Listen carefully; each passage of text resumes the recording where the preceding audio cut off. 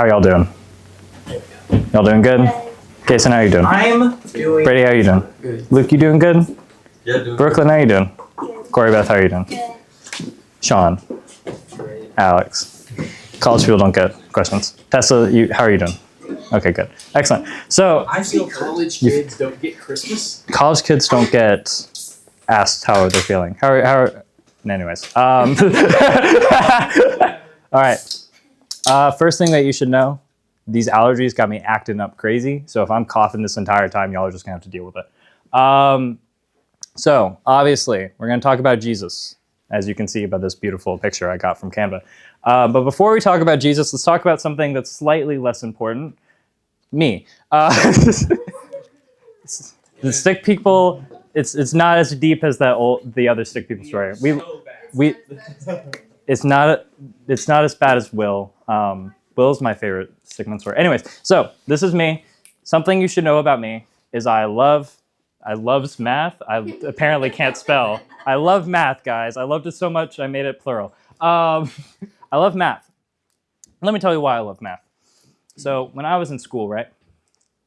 Go to the next slide, please. When I was in school, right?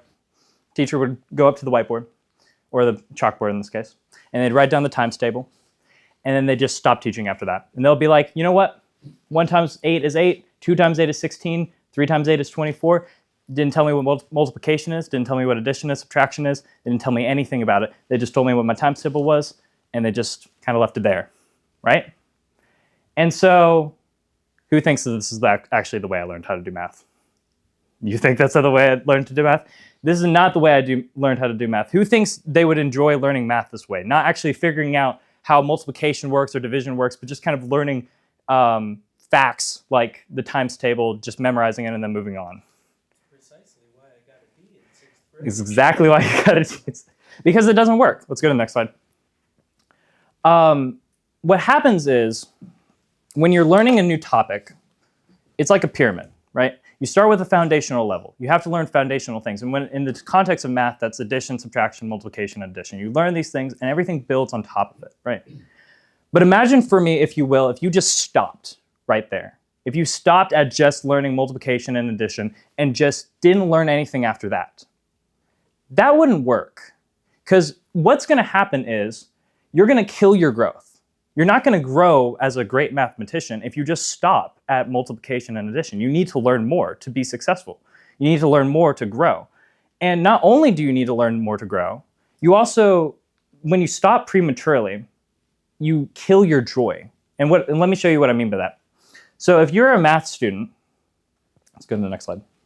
If you're a math student and you only know the basics and you don't know anything past that, and you get some hard questions, you're going to feel discouraged by the fact that you can't answer these hard questions. You're going to feel discouraged that you don't know how to do math, and it's going to feel bad. And ultimately, you're going to feel like math is too difficult, and you're going to give up, right? So if I learned math in this way, where I just kind of memorized my times table and moved on, I wouldn't enjoy math today. I would not be able to stand before you and say I love math. In fact, I would probably stand here and tell you that I don't like math. And no one wants that. I love math. Here's the thing. This is obviously not okay when it comes to mathematics, but it also isn't okay when it comes to our spiritual growth. We can't just stop at the basic level. God commands us to grow. And what that requires of us is to actively pursue growing. Because when we grow, and we're going to talk about apologetics. Apologetics is the study of learning how to defend your faith, learning about information about your faith. When you learn apologetics, you build a stronger faith. You grow. And not only when you grow, it gives you more joy for the subject. So that when you are faced with tough questions, you can answer them. And when, you don't feel discouraged by the difficulty of the situation, you enjoy what you're doing, and ultimately you're going to love God more and more throughout that process. Let's go to the next slide. A Christian who stops prematurely, right, stops with the children's church, Sunday school level of information, is going to feel discouraged by the fact that they can't defend their faith. That's a fact. You will, if you stop by just going to Sunday school and you're like, that's all I need to learn, I learned maybe some Bible stories, maybe some fun facts about God, and that's about it, you're going to feel super discouraged by the fact you can't defend your faith. And ultimately, if this is your relationship with God, if this is how it's going to look, you're going to feel like Christianity lacks support, and you probably will leave the church. And because of that, this is dangerous. And when I say dangerous, I'm not meaning that this is like a bad thing and this shouldn't happen. I mean this is actually dangerous, because if it's to the point where you question your salvation, you question your faith, you question everything that we know to be true, you ultimately could hurt yourself and hurt ourselves physically, and then also hurt ourselves spiritually. That's not what we want. So this can't be what we do. And so, and let's go to the next slide. This is not what we're commanded to do either, right? 1 Peter 3:15 says, "Instead you must worship Christ as your Lord and your life. And if someone asks you about your hope as a believer, always be ready to explain it." We are called as Christians to be able to talk about our faith boldly, confidently, and clearly. And what that requires of us is to actively pursue knowledge, to learn about God. And you may be wondering, okay, well, isn't Christianity all about faith? Isn't faith just, I just have to believe that all of this is true and then I just kind of don't think about it anymore? No, that's not it. Let's go to the next slide. Faith, I said equals, I should have said not equals. Faith does not equal trust blindly. That is not what it is. Let's go to the next slide. What we're called to do is study apologetics. We're called to ask questions, right? It's okay to ask questions. Asking questions is great because God is not scared, or God is not afraid of your questions. He loves your questions. It shows that you're interested in him. When you seek truth, I think you find God. Because when I sought truth as a person who didn't really consider Christianity as something super important, when I went after it, I found it. Matthew says, and we find in the Gospel of Matthew, "Seek and you shall find." And if God is truth and we're seeking truth, then by definition, we're seeking for God. And that's what we ultimately want to do. Demand reasons, right? Apologetics is not simply just accepting facts and then moving on. You want to understand what is the root. You want to understand how multiplication works. And what that requires is an actual critical examination of what you're hearing. Asking questions is how you do that. And ultimately, you want to learn why. How do we know that God is love? How do we know that God is just? How do we know all of the things? How do we know the resurrection happened? How do we know the Bible is accurate? How do we know all these things? These are important questions that we should all be prepared to answer, because the world is going to ask these questions. And like we saw in 1 Peter, we need to be ready to explain it. And ultimately, when you study truth, study God's truth, you're getting a stronger faith. You feel more confident in your faith. And that's what I want for all of you today. So let's go to the next slide. Today, we're going to talk about Jesus. Because I want to introduce the topic of apologetics. I'm going to go to the next slide. I'm going to make 3 truth claims about Jesus. I'm going to claim 3 things as truthful. I'm going to say, first of all, he was the promised Messiah. This is all in the context of Jesus. I'm going to say he was the promised Messiah. He died on the cross and was raised from the dead. These are 3 facts that all of you who have been in Sunday school or been in church for a long time are very familiar with, but you probably don't know how we can have confidence in it. I can stand before you today and say that I am confident 100% in all 3 of these topics because I looked at the evidence. I looked at why this is true. I didn't just accept it blindly because Adam told me or my Sunday school teacher told me. I analyzed it, and what that did is, instead of hurting my faith, it strengthened my faith. And now when someone asks me, how do you know the resurrection happened? I can answer them clearly and answer them truthfully. And that's what I want to do today. I want to inspire you to pursue the study of apologetics. Apologetics derives from the Greek word apologia, which means defense. How do we defend our faith? In the context of like a court case, how do you defend something as true? How do you provide evidence that it's true? That's what I want us to do today. So let's all get comfy. Let's all settle in. We're going to have a good time.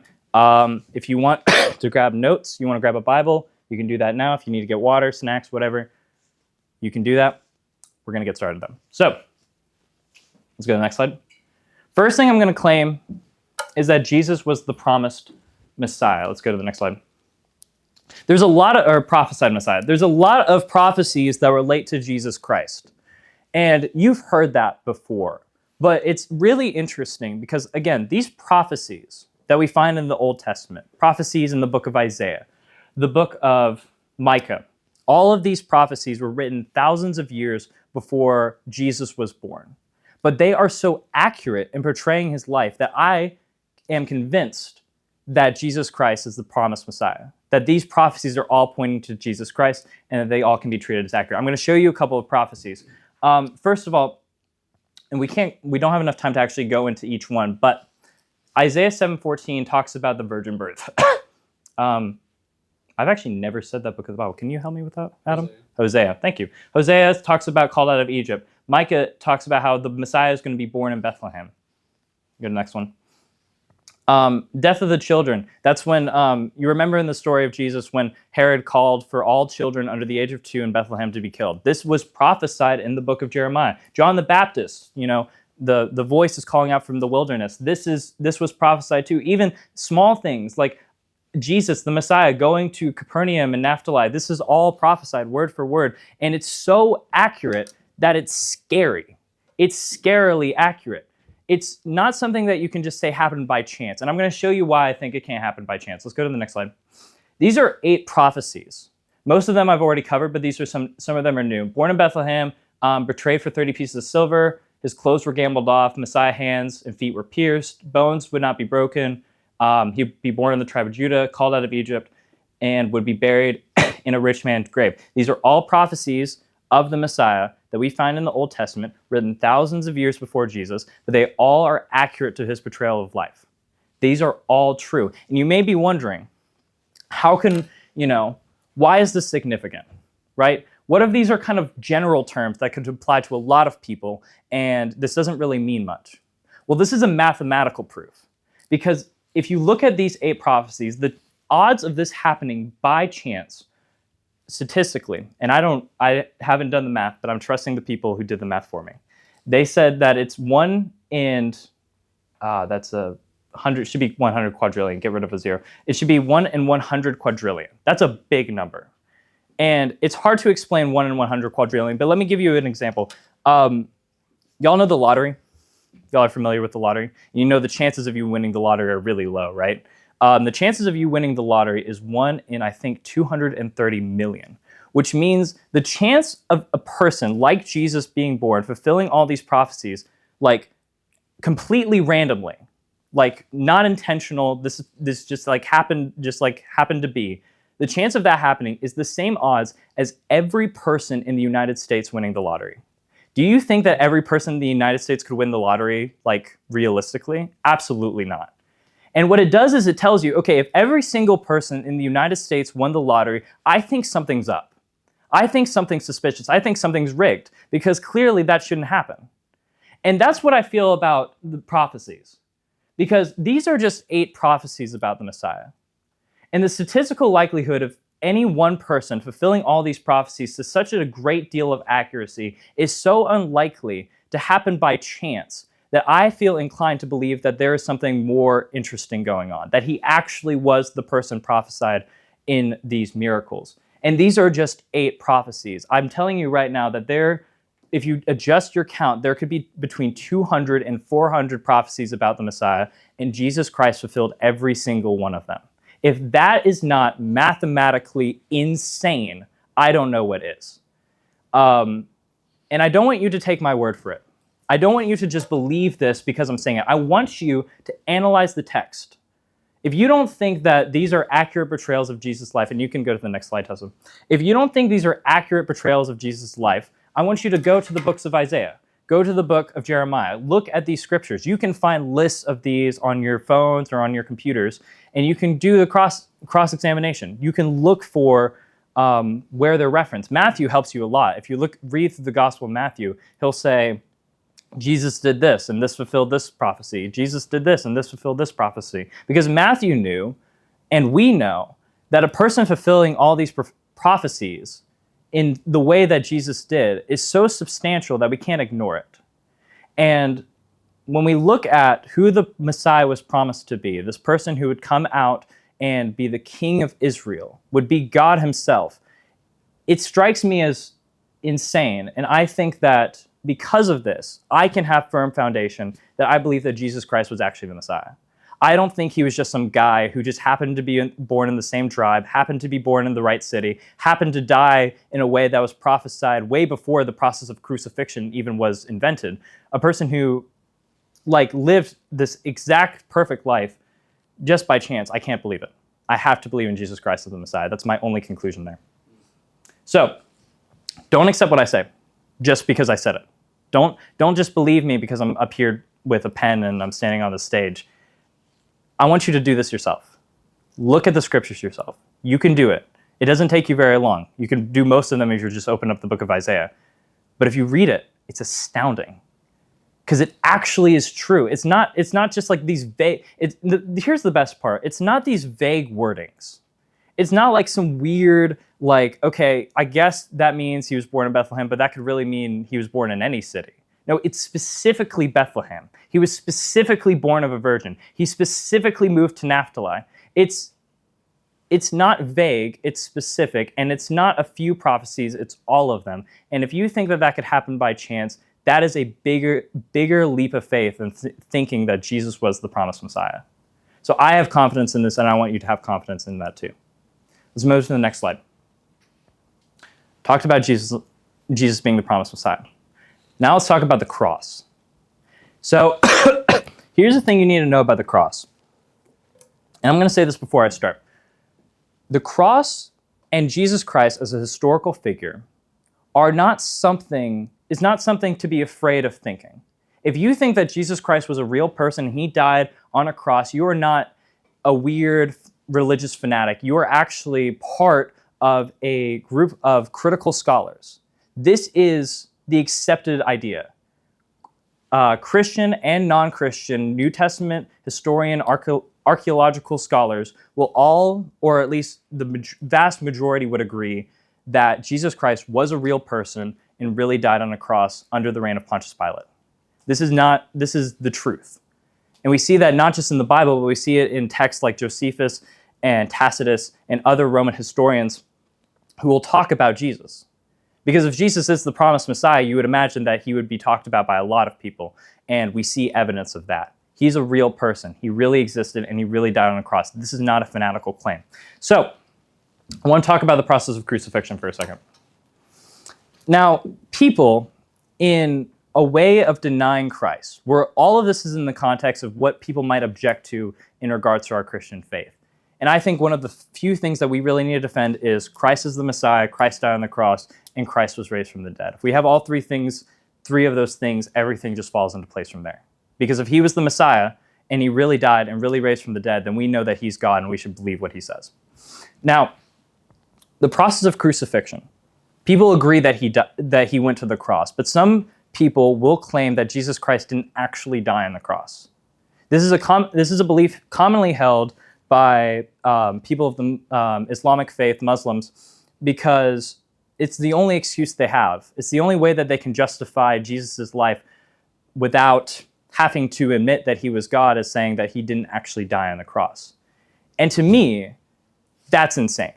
That's the most ridiculous thing ever. Because if you look at the process of crucifixion, it is clear that if any person survived this outrageously painful, physically destroying process, that would be a bigger miracle than Jesus Christ himself as well.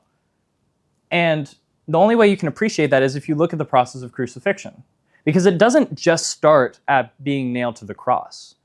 Crucifixion starts with the process of flogging. It's essentially being whipped, but these whips are not with just normal straps of leather. They actually have bones or rocks or glass on the end of it, so that when they whip into you, they're like tiger claws. They actually really hurt. And it shouldn't be surprising that many people died in the flogging process alone, simply just due to blood loss or personal exhaustion. This is a painful process. This is not the quick death that we normally see in modern executions today. This is meant to inflict the most amount of pain a person could physically handle. Yes, Garrett. Also, under Roman law, Jesus was sentenced to have 40 lashes, because if he had 41, then it would be considered a death sentence. Yes. Yes, they would push you to the verge of death, and then they would crucify you. And so the fact he made it through crucifixion or the fact he made it through flogging is already a crazy thing to begin with, because truly this was an incredibly painful process, unlike anything we see in the modern age today. But we haven't even gotten started. Because now you are meant to carry this cross, this wooden beam that usually weighs a lot more than you, carrying it up after you've been whipped, after you've lost blood. You are exhausted, you are dizzy, and you're meant to carry this wooden beam, and in the case of Jesus, up a hill to be brought to the place of execution. I would not be surprised if people just passed out on this walk here. That's why, is it Simon Simon had to rush to Jesus, not Simon Peter, but a different Simon. Simon had to rush to Jesus to help him with this cross. Because again, he's already been so physically wounded. And now we're brought to Golgotha. Now we're at the Calvary, and he is now going to be crucified. And crucifixion is a very slow process, because crucifixion ultimately is death by suffocation. And I'm sorry if this gets graphic, but I think it needs to be said. Because when you get crucified, it's not through the palms of your hands, these like thin parts of your body. It's through like the thick parts of your wrists, the nerves of your wrist. And in a similar idea would be the sensation you feel when you hit your funny bone. This is the same nerve that's being driven through by a nail that hangs you from the cross.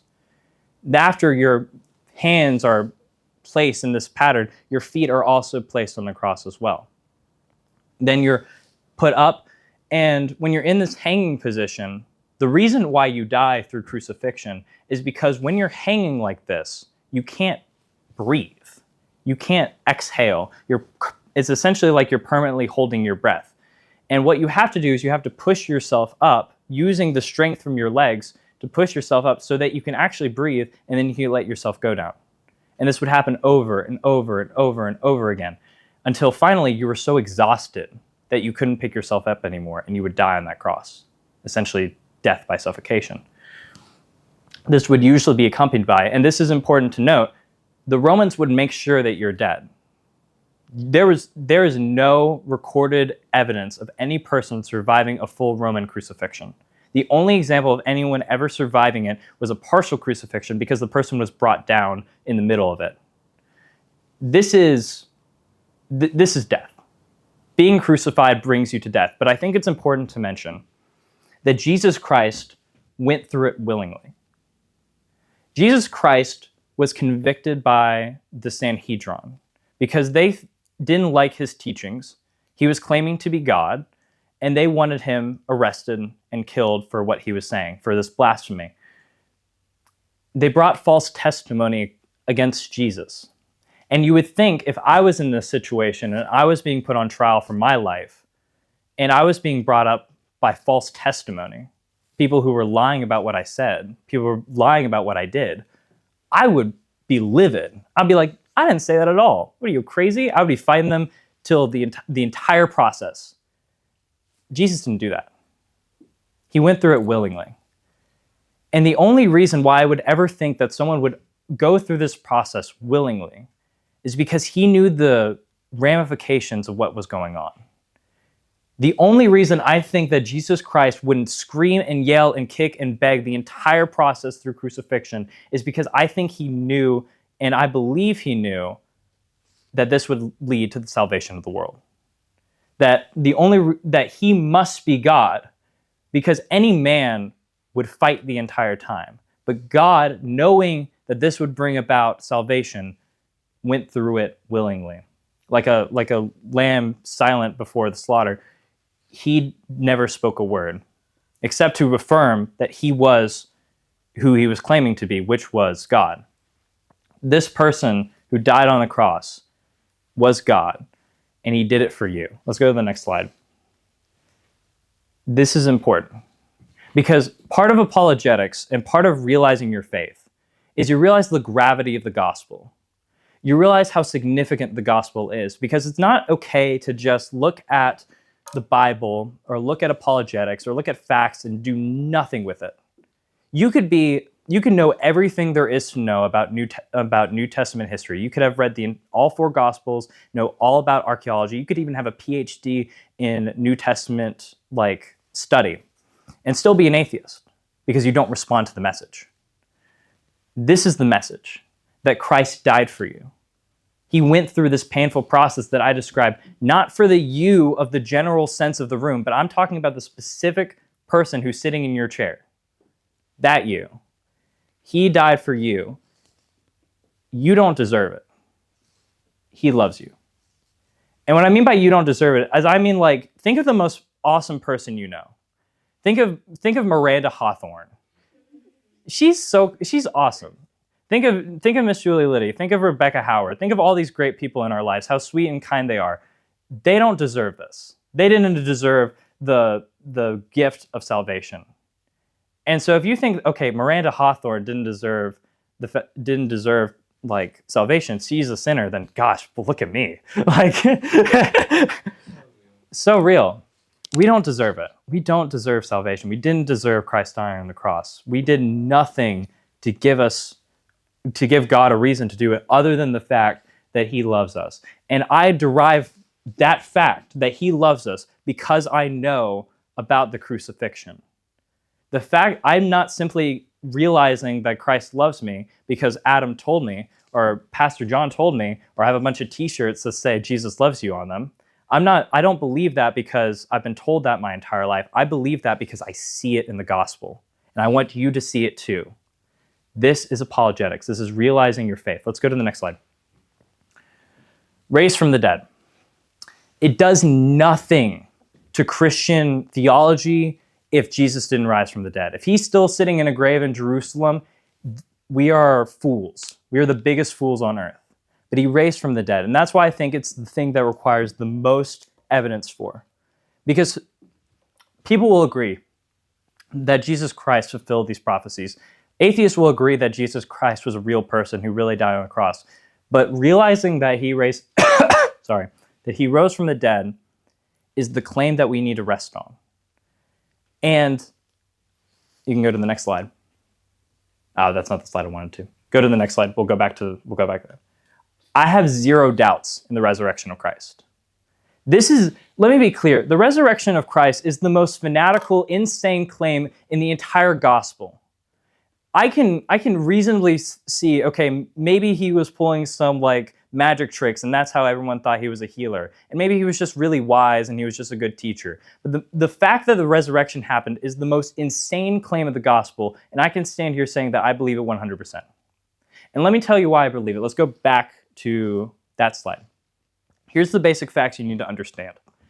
Jesus is raised from the dead. He reveals himself to his disciples, the people who have been following him this entire time, as well as 500 other people. He also reveals himself, and this is really important, to Paul, formerly Saul, formerly a person who was persecuting these Christians, and James, the half-brother of Jesus. And why is that significant? Why is James significant? It's because James, during the lifetime of Jesus Christ, didn't believe he was the Messiah. He didn't follow him. But after he saw the risen Christ, he became one of the leaders of the Jerusalem church. You cannot tell me that James went from a person who was not following Christ, saw his brother die, and then became one of the biggest advocates for Christ on a whim. He saw something insane. He saw the risen Christ. And so I want to give you what's called the minimal facts argument. It's a part of apologetics. If you want to learn about apologetics, you want to learn how to defend your faith, how you can communicate your faith clearly. If someone goes up to me and says, Blake, how do you know the resurrection happened? I will give them the minimal facts argument, which I'm going to present to you right now. Let's go to the next one. Oh, dang it. Okay, I have an illustration. I forgot about my illustration. Let's go. So, let's go. That's fine. Yes, okay. Before I talk about the minimal facts argument, I got ahead of myself. Before I talk about the minimal facts argument, let me tell you about the nature of evidence with a little story. So there's been a bank robbery. Follow with me here. It's gonna be great. You're gonna love this. There's been a bank robbery, and the police have narrowed it down to one suspect. and that's Fred. Fred is our chief suspect. Now, let me show you the evidence that we have for Fred being the bank robber. So before the bank robbery, Fred lost his job. So he has a motive. He doesn't have an income currently. Now, Fred was presently at the scene of the crime during the time of the bank robbery, right? He was in the position. He didn't have an alibi. He wasn't across town. He wasn't with friends. He was there.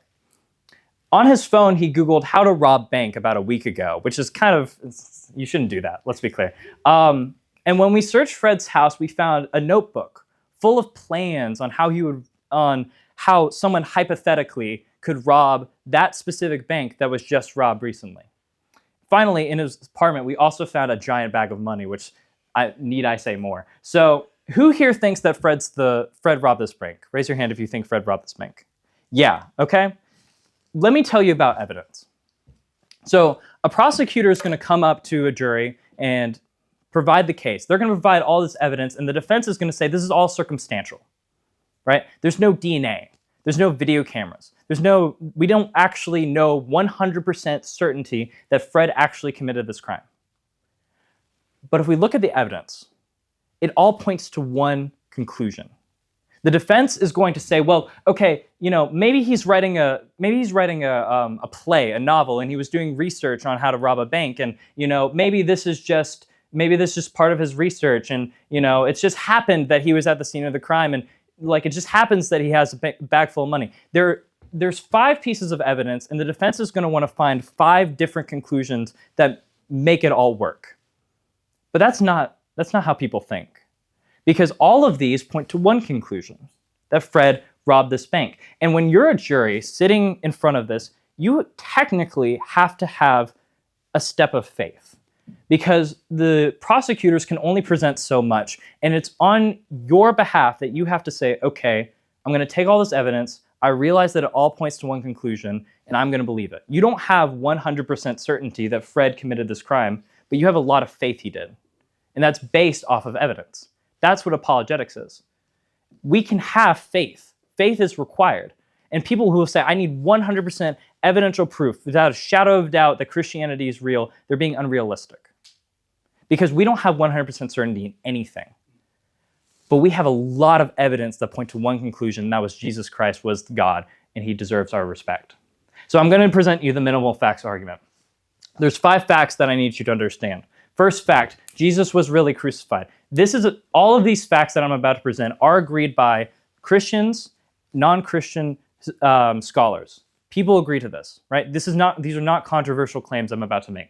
First off, Jesus was really crucified. We have evidence from both the Gospels and from Roman historians, people outside the Bible, who will say that Jesus was a real person, he really was crucified. These are the facts. Second thing, his followers claimed to see the risen Christ and recorded their accounts. They at least claimed to see it. No one can deny that they at least claimed to see it. And not only that, but they recorded their accounts, and we can look back on those accounts to see what happened. And not only were the disciples revealed Jesus Christ, but those 500 others I mentioned before. Third thing, the tomb was empty. This is a big fact because a lot of people will say, okay, well, let's say the disciples were grieved so much that they hallucinated and saw Jesus Christ and thought they saw Jesus Christ, right? It happens. Not in these mass gatherings. The fact that 500 people saw the same account that we see in the Gospels, it can't be mass hysteria. This can't be hallucination. And if it's a hallucination, you still have to deal with the fact that the tomb is empty. If the tomb was filled, everything's dropped. And we know the tomb was empty because the Pharisees, when they were responding to this fact that Jesus Christ rose from the dead, according to the disciples, they didn't say, no, he's right there. They said the disciples stole him, implying that this tomb was empty. Fourth thing, Paul and James became converts to Christianity after the death of Jesus. These are 2 people who had very clear agendas that were against Christian beliefs. Paul would benefit so much more if he had stayed with the Sanhedrin. However, he claimed to see the risen Christ and completely changed his life and his mission. Same thing with James. And it's one thing for the disciples to make a claim that they saw Jesus Christ. It's another thing for his enemies to make a claim they saw Jesus Christ. This is significant to me. And the final fact seals everything together. They died for their beliefs. They died for their beliefs. Liars make poor martyrs. If you are lying about the fact that you saw the risen Jesus Christ and you are doing it for some ulterior motive and you're lying to the public, you are not going to die for your belief. Every disciple besides John, and I guess Judas, if you want to count Judas, every disciple besides John and I guess Judas died in the most horrific ways that humanity could ever do. People got crucified, people got boiled, people got ridden and trampled. It's insane. They died for their beliefs. They didn't recount their beliefs. As soon as they faced any opposition, every disciple would have said, yeah, we were just lying about that. But all of them died for their beliefs. This is significant. Not only that, but Paul and James died for their beliefs as well.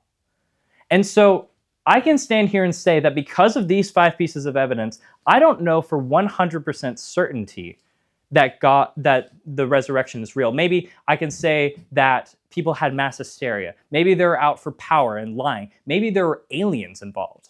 Those 3 theories I just presented are the 3 theories that come after the resurrection. If you want to explain all 5 of these facts, you're going to start with everyone was hysterical and hallucinating, everyone was lying, and then there was aliens.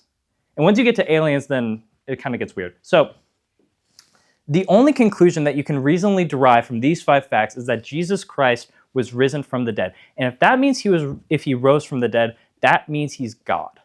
That means everything he claimed about himself was real. And that means he deserves our respect. Now, I've just presented 3 truth claims. I don't know what my next slide is. Can you go to the next slide? Can you go to the next slide after that? I presented 3 truth claims about Jesus Christ. I claimed that he was the promised Messiah, he died on the cross, and he was raised from the dead. I presented the evidence that I believe for this fact. Now, you can sit there and say, I don't believe you. But you need to give me something. You need to show me why you have no belief. Because you can't simply just deny the evidence, because that would be closed-minded. The evidence is overwhelming, and it demands a verdict. It demands a response. Let's go to the next slide. Jesus is Lord is the only conclusion I can come to when I'm looking at these 3 truth claims. I can only come to the conclusion that Jesus is Lord. And so my question for you, is he your Lord? We can have confidence in the fact that Jesus Christ died on the cross, was a real person, that he rose from the dead. But if we don't accept him as our Lord and Savior, he died for nothing. This demands a response. It demands a verdict. You can't sit here and say, this all sounds great, and then walk out the room. If Jesus Christ really was real, really died on the cross, and really rose from the dead, and he is Lord, then we need to respect him as Lord. Even as Christians, are we treating our relationship with Christ as our Lord? Do we respect Jesus Christ as an authority? When he says go and do something, do we do it, or do we simply just ignore it? Because if we're ignoring it, he isn't Lord. He's just some guy. He's just some words in a Bible. But he wasn't just some literary character. He was a real person who really died and really rose from the dead. And so if he's Lord, and if all these are true, then should we worship him as Lord? I think yes.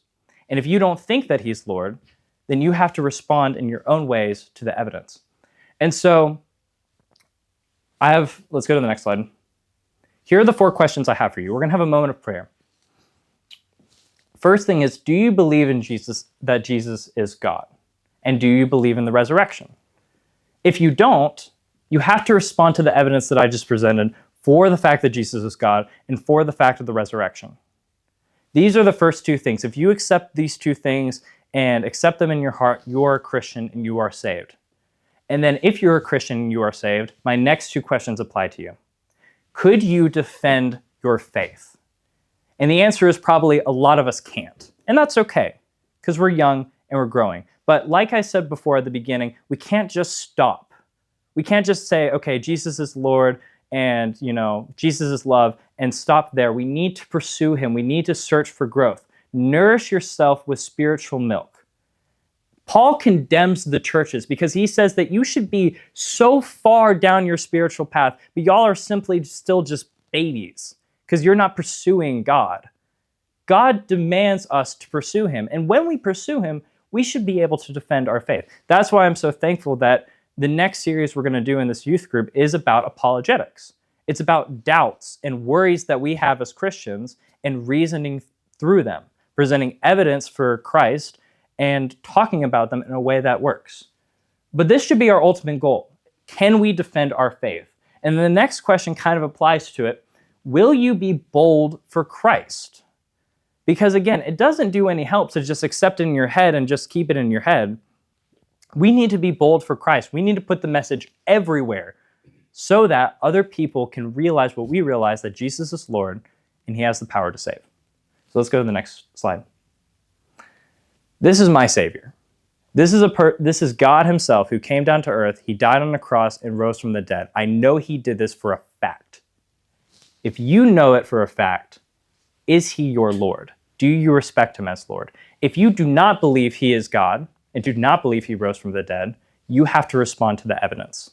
But if you do believe he is Lord, you need to treat him as Lord. And if we're treating him as Lord, one of the two biggest commands we get is go and make disciples of all nations, evangelize, and to learn how to defend your faith. And those are two of the biggest commands I think every Christian is lacking in, and we have no excuse for that. We have the potential to grow. We have the potential to learn. Are we doing it? So I'm going to close with a moment of prayer. We're going to bow our heads, we're going to close our eyes, and for 60 seconds, we're going to pray. I want you to contemplate, do I believe that Jesus is Lord? It's okay if you don't. If you've been living a life where you think that I don't really know if Jesus is Lord, and you're finally coming to the conclusion that maybe I wasn't saved, that's okay, but it needs to be dealt with. And if Jesus is Lord, ask him, beg for him to show you how you can be bold in your faith, how you can defend your faith.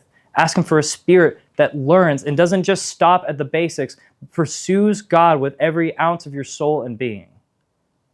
Because if you seek him, you'll find him. And so we're going to bow our heads, 60 seconds. It's going to feel like an eternity, but I promise after the 60 seconds, I'll close this in prayer, and then we'll be done. So with closed eyes, bowed head.